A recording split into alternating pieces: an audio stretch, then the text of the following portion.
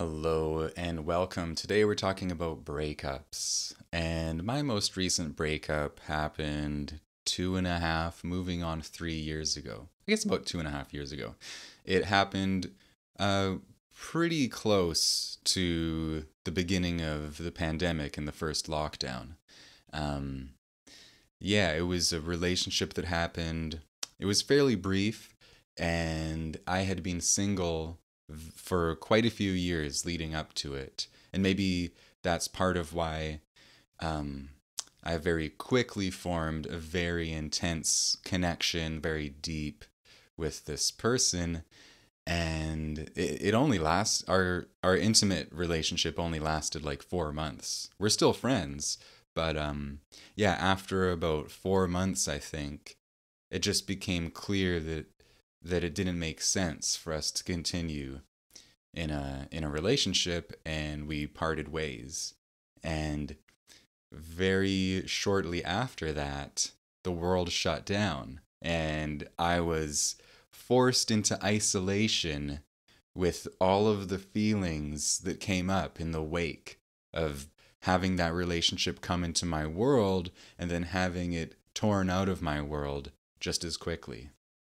And it was a very, it was a peaceful, loving um, breakup, and there was no conflict, but it was still painful. And I kind of thought that I had already grieved it and processed it and moved through it. But when that lockdown happened and I was forced into isolation and there was no distraction from my feelings whatsoever, it became very clear very fast that some void in me had been torn open. And I would go for these long walks by myself every day because it's all I could do um, in that lockdown situation. And all of these feelings of devastation and loss came up. And it was like this woman who would come into my life, she was this light. She was this missing element of love that had come into my life and then been pried out of my life. And yeah, just felt this feeling of longing and loneliness and desolation was inescapable.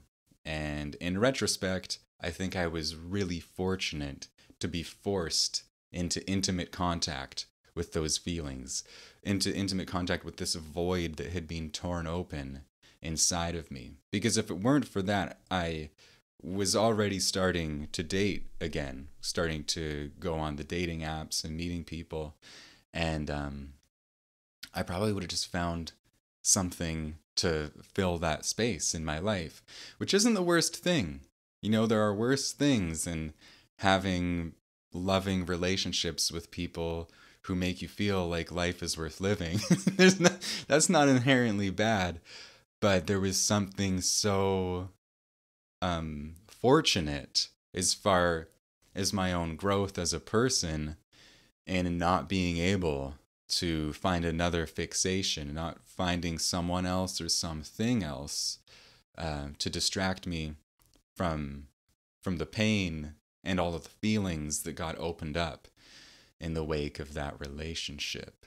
And it was a really, really wonderful thing because I don't even know how long in that state of solitary lockdown isolation my sadness and devastation lasted. Not very long though, because um, it wasn't a decade long relationship, right? Um, it was fairly brief, but there was this intimate connection. There was this love, this intimacy, this light. Now it was just gone. Here I am alone again. And so there's this void. And I think most of us have this void, this yearning for intimacy or connection or acceptance or purpose or the sacred. There's so many different ways you could articulate it. But it was torn open in me, and here I am alone with it. And I would go on these walks and just feel this sadness. And I had learned that, okay, when you have feelings, you have to accept them, you have to feel them. That's the way to the resolution or understanding or integration of the feeling, if it's a painful feeling. And so I just kind of made it a practice of going for these walks and feeling this sadness, this devastation, this feeling of hopeless aloneness, this feeling of incredibly excruciating yearning, all the stuff that had been awakened inside of me. And what happened is, again, I don't know how long it took, maybe a few days, probably less than a week, and it was like a baby crying itself to sleep, this part of me, because after a while of facing and feeling that pain, it's like it didn't have, it's like it emptied its tank or something. And there might have been some emotional work I did. I don't remember what it was. What I remember is that the feeling, just through being felt and accepted and loved, because a part of me tried to look at the feeling as though I was witnessing a masterpiece, like a Shakespearean play or something. It's like, wow, look how deeply you feel. You know, you only know someone for 4 months, and you gave them the keys to the kingdom. You gave them this tremendous power over you, and look how deeply you're feeling. And I kind of just let myself appreciate that and witness it. And after a little bit, the feelings calmed down, and what was left underneath of them was this feeling of, wait a minute, I'm still here. I'm still okay. That person is gone, and I still feel this sense of beauty in life. I think we're going to be okay. And I don't think I'm describing it quite perfectly. Like, underneath that sadness was this glowing sense of peace and love. This wiser part of me that was aware. It's like a few things were happening during those days. I think there was a part of me that was aware of, I'm saying this without being judgmental towards myself or anybody else who goes through this, but there's a bit of a comedic absurdity to the fact that this young woman I had only known for like 4 or 5 months at this point. And in those 4 or 5 months, I had given her this seat in my psyche of kind of ultimate power. She had this power to completely devastate me emotionally. And she didn't ask for it. I just was like, whoa, I am in awe of you. I'm in awe of how being around you makes me feel. I think I want to just give you all of my power. I want to give you my sense of balance. I think I want to give that to you. My sense of self-love, I think I want to give that to you. And in a very short period of time, my identity had become entwined with someone who was a relative newcomer. They weren't a relative newcomer, they were a newcomer completely to my world. 6 months earlier, I would have walked past her on the street, and if I noticed her, I would have been like, oh, she seems really pretty and nice. And we would have been strangers. There would have been no intertwinement of our worlds, and my sense of self wouldn't have been attached to having her in my life in a certain specific kind of way. So there's something so fascinating about how quickly I could relinquish my sense of inner power, how quickly I could let someone else come in and occupy the seat of power in my consciousness. And I think while I was going through that pain, once I let myself really feel it, a part of me began to be like, this is interesting. And once the feeling started to kind of, I guess, process through just by me allowing myself to be with it, that more wise perspective that has been through breakups before, and it knows we can carry on and we continue feeling love for ourselves, for our friends, for the beautiful experiences we have with strangers, with people who are kind to us. And yes, also in intimate romantic relationships. It's like that perspective came back into my awareness.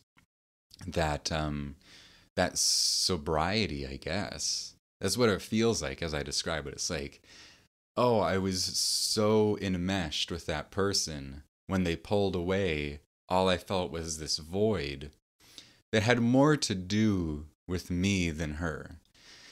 It had more to do with me easily throwing away my sense of self-love, my sense of dignity. And I was lucky that I was forced into circumstances that required I just be alone with this void inside of me and be alone for long enough for the crying and thrashing to calm down and realize, like, wait a minute, this is actually pretty good. Just like being alone in nature right now, this is pretty dope. And having friends that I love, that's dope. And the fact that I got to have an experience of intimacy that ended in love and it ended for really necessary, rational reasons, that was dope. And there was just this gratitude, this rational, emotionally grounded gratitude and love and reverence for my experience that could come in and take up some of the space left behind once that pain and thrashing had calmed itself down. And yeah, like I said, I feel like I'm lucky that I had that empty space and I didn't just fill it with another person, another fixation, because that myth that I carry and that so many of us carry, that part of us, it's like an inner child that's reaching for the perfect love it feels like it didn't get or that it wants to experience. When we try to get another person to fill that place, we may be missing an opportunity to develop our own love engine, to develop this really extraordinary ability to regulate ourselves emotionally, to give ourselves a lift instead of requiring someone or something outside of us to give us a lift.